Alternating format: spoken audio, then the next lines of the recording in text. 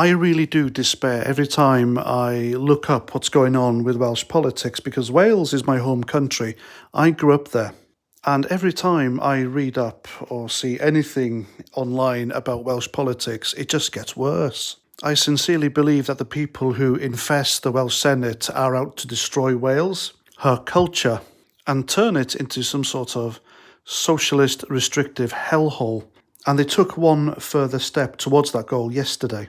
You see, yesterday in the Welsh Senate, they voted by a majority of one, but still a majority. It's how democracy works. They voted 41 to 40 in favour of plague passports. Now, you may laugh at the title of my video, but I'm deadly serious, and I mean what it says. Because this is how the Nazis in 1930 Germany went about controlling their people. And the old joke of, show me your papers, certainly rings true. People had to literally show their papers, medical and identification papers, in order to have any social life and to move around. And as from Monday, this is what's happening in Wales. And this is why I am against Wales having independence. Because all they seem to be doing, these people who want Welsh independence, is to strictly control her people. They want to turn it into a sanctuary nation, which would be detrimental to everything that is Welsh. And now they've succeeded in turning her into a country where her people can't come and go as they please. And it's really odd because the people in the Senate, the majority of them, the Welsh nationalists, the Plaid Cymru lot, the pro-Europeans, they're all socialists. But they also describe themselves as Welsh nationalists. And nationalist socialism was, of course, what Nazism was all about. Now, of course, I am not comparing the people who voted for this to a bunch of genocidal maniacs. But I am comparing them to the Nazis in the context of command and control. Wales is not a free nation anymore. And as for democratic, the vote was a bit shifty in itself. You see, the vote won by a majority of one, that's 41 to 40. However, one Tory Conservative MP tried to vote via the online Zoom app, and the Zoom app didn't work. And when he finally got it working, this happened. And Chloe, we still have a member who's desperately trying to get into Zoom but cannot get into. No, Darren Miller. We are holding the vote. So as you can see, the Speaker of the Welsh Senate there told him he couldn't vote. A man who was democratically elected by his region, by his people, to represent them in the Senate, and he was told he couldn't vote. Now, I wonder why that is. Because under the rules of the Welsh Senate, had he voted, and he says that he was going to vote against the plague passports, which means it would have been a tie and the idea would have been thrown out. But I'm going to put it to you and I'm going to suggest that the Speaker here is pro-plague passports, knew which way the vote was swinging and then stopped it. And by this happening, it literally turned Wales into a banana republic where democracy doesn't happen and the people don't have their freedoms. I'm telling you now, this is a travesty and it's a dangerous road to go down.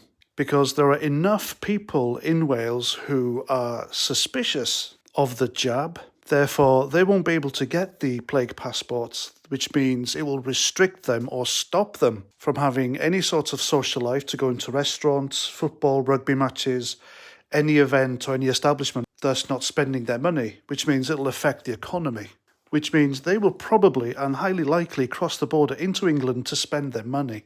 Because thank God the plague passports have been ruled out here in lovely little England.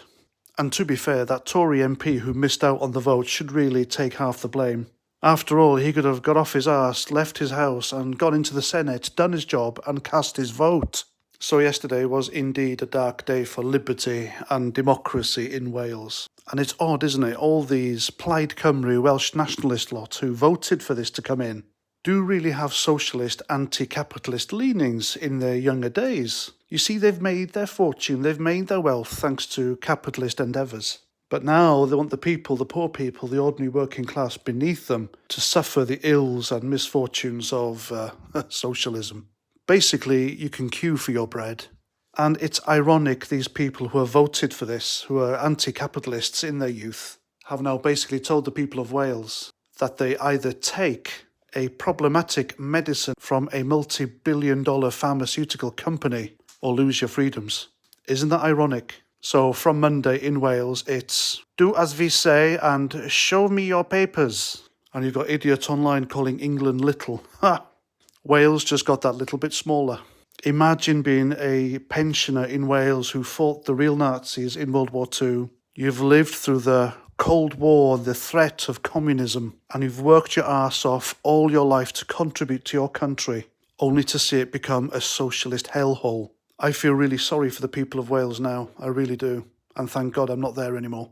And that's what I think about that. So please let me know what you think in the comments, and if you'd like to support my channel, then you can by all means buy me a beer, because YouTube have demonetized my channel, yet still making money on my work by putting adverts on them, and I don't think that's right.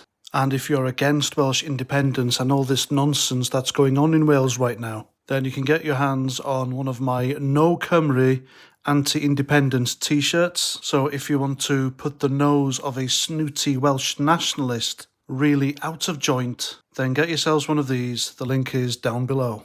And that's that. So until my next video, please comment, share, subscribe, and Roger Trout.